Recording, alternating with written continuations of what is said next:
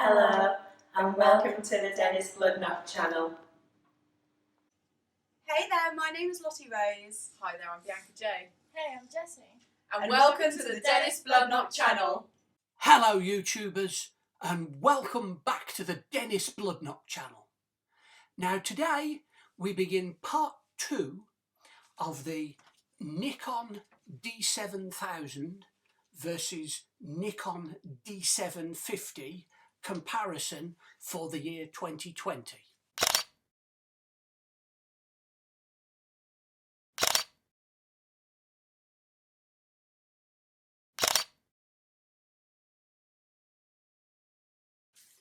In particular today, whereas with the previous part 1 we had the Nikon D7000 and the Nikon D750 using their respective kit lenses,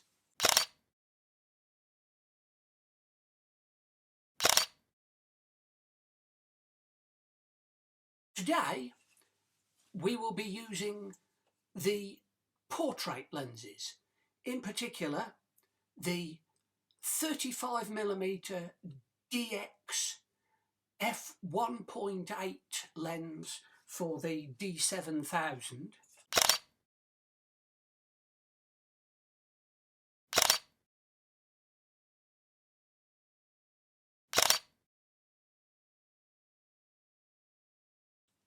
and then the 50mm and 85mm 1.4 and 1.8 respectively lenses, which will be used on both cameras, and you will be able to see some video and some stills.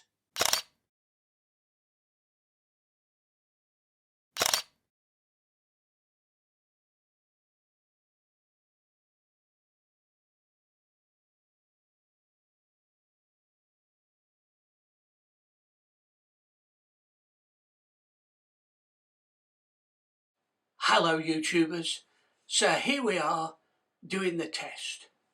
The APS-C Nikon D7000 with a 35mm f1.8 DX lens, currently set to f2.5, and a full frame Nikon D750 with a 50mm f1.4G lens, currently set to f3.5 for equivalence.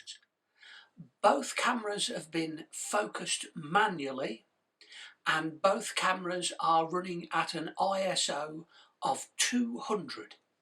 So you can see the difference in image quality. And one other thing I've just forgotten, I'm going to go and get that waistcoat. Here we are. Here is the waistcoat with the pinstripe to show the image quality, how much of that pinstripe is showing up on the Nikon D7 35mm lens in comparison to the Nikon D750 with the 50mm lens. See what you think.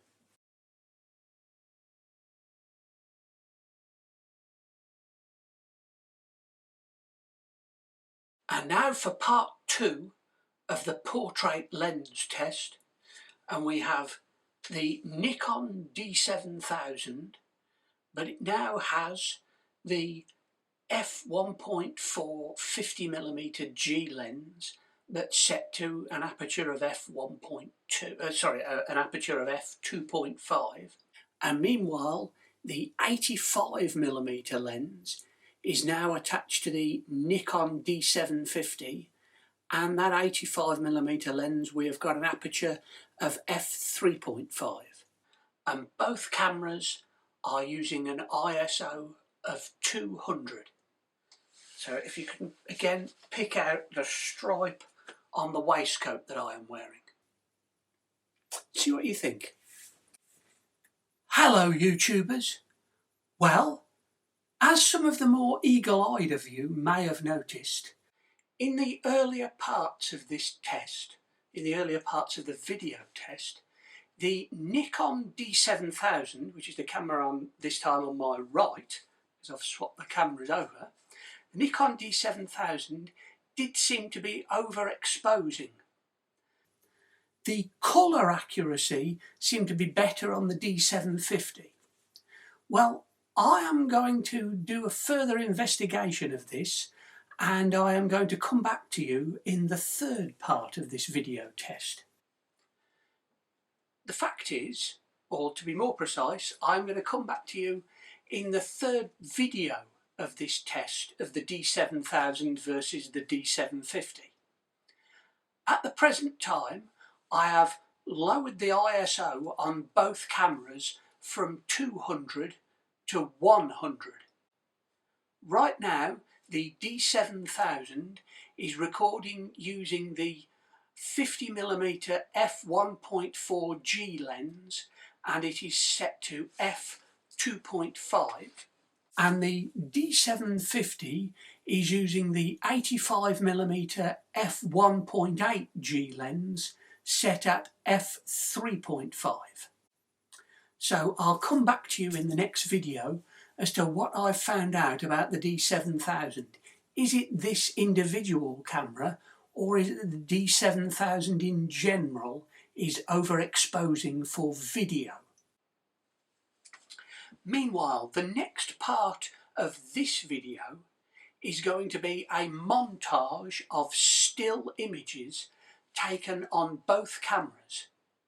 Now, with regard to the lenses that were used for these still images, and that includes throughout this particular video, exclusively on the D7000, we have images from the 18 to 105mm f3.5 to 5.6 DX lens and the 35mm f1.8 DX lens.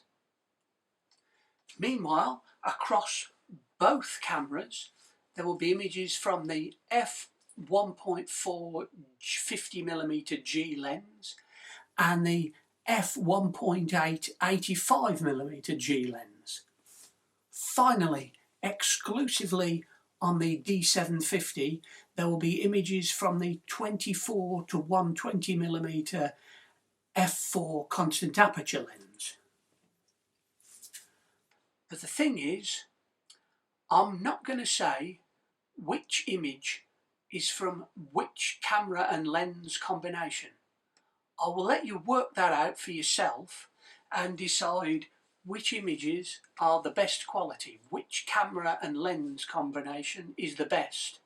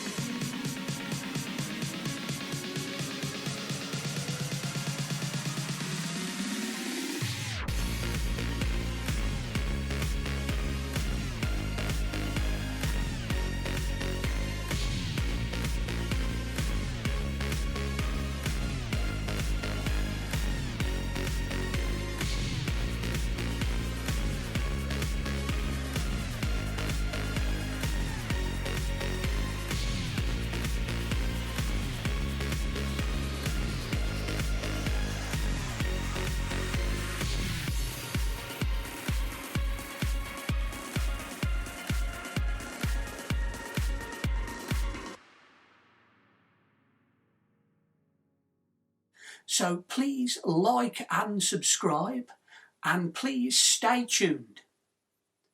Thank you.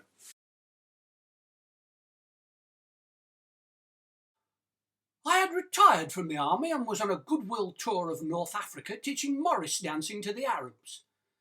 They didn't seem to be quite getting the hang of it.